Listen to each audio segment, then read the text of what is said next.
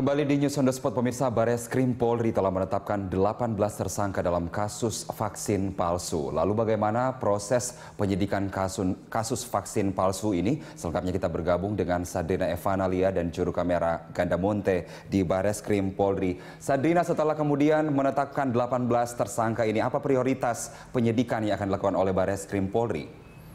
Kalau penyidikan ataupun prioritas penyidikan dari Bareskrim Mabes Polri terkait dengan kasus vaksin palsu memang masih saat ini adalah mengidentifikasi 12 rumah sakit yang diduga menggunakan vaksin palsu di Pulau Jawa dan juga Pulau Sumatera. Namun Bareskrim Mabes Polri saat ini juga masih belum menyebutkan ataupun belum mau untuk mengungkapkan rumah sakit mana saja yang menggunakan vaksin palsu di Pulau Jawa dan juga Pulau Sumatera.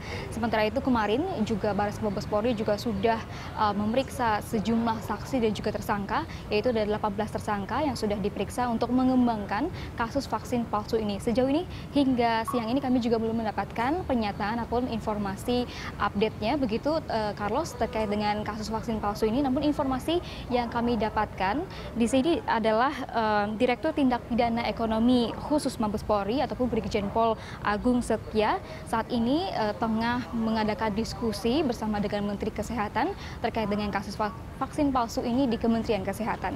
Carlos. Aidin, setelah kemudian ditetapkan 18 tersangka, sejauh mana kemudian selanjutnya kemungkinan Bareskrim Polri akan menetapkan tersangka-tersangka baru dalam kasus ini? Kalau tentunya kemungkinan adanya penetapan tersangka baru ini tergantung dari pengembangan kasus ataupun identifikasi dan juga investigasi yang dilakukan oleh Bareskrim Mabes Polri.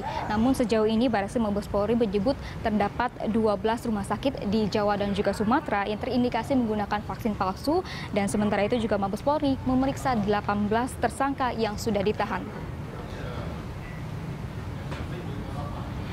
Direktur Tindak Pidana Ekonomi Khusus Mabes Polri, Brigjen Pol Agung Setia mengatakan rumah sakit yang berlangganan vaksin palsu bertambah dari 4 menjadi 12 rumah sakit. Namun Agung enggan menyebutkan secara spesifik daerah yang menjadi lokasi ke-12 rumah sakit tersebut. Ia juga membungkam saat diminta mengungkap nama-nama rumah sakit yang diduga berlangganan vaksin tersebut. Sementara mengenai ada atau tidaknya pelanggaran dari penggunaan vaksin palsu, dirinya masih menunggu penilaian dari Kementerian Kesehatan dan Pengawasan Obat dan Makanan.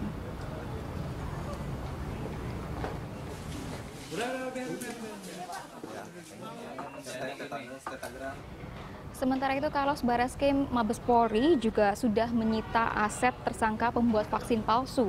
Pembekuan rekening ataupun pembekuan rekening para tersangka juga sudah dilakukan. Direktorat Tindak Pidana Ekonomi Khusus Bareskrim Polri terus melakukan pengembangan kasus vaksin palsu. Saat ini tim penyidik telah melakukan penyitaan aset dari 18 tersangka pembuat dan penjual vaksin palsu. Aset yang telah disita diantaranya 2 mobil mewah, harta benda lainnya, pembekuan rekening para pelaku, dan rumah. Namun untuk aset yang tidak bergerak seperti rumah dan tanah, penyitaan harus dilakukan oleh pengadilan.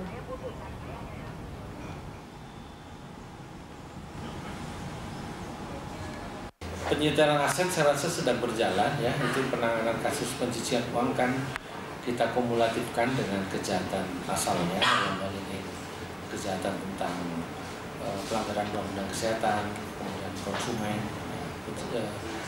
aliran dana dan hasil kejahatan yang kita terus telusuri, dan kita beberapa aset sudah kita bekukan, dalam hal ini rekening, beberapa rekening itu kita sudah bekukan. Kita coba kelompokkan dalam 3 berkas perkara dari 18 tersangka ini menjadi 3 berkas perkara nantinya, dan kita harapkan bisa tuntas. Hari ini ada pemeriksaan ahli juga dari Badan POM maksud saya, untuk menjelaskan tentang hasil yang kemarin sudah diberikan kepada kita, yaitu hasil laboratorium Badan POM yang menyatakan ada 7 vaksin yang penjelasan